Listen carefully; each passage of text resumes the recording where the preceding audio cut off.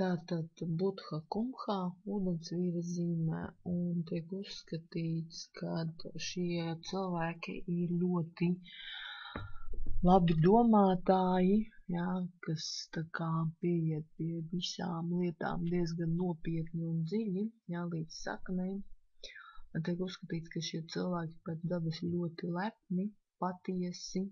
jā,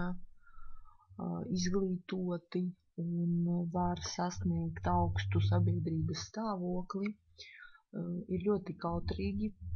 pēc dabas, bet neskatoties, kā es teicu, viņi ir ļoti lieli domātāji, jā, tātad viņiem piemīt šī loģiskā domāšana, ar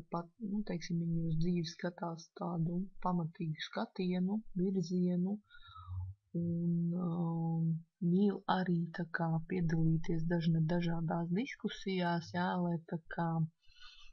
dalītos ar savu skatījumu ar citiem.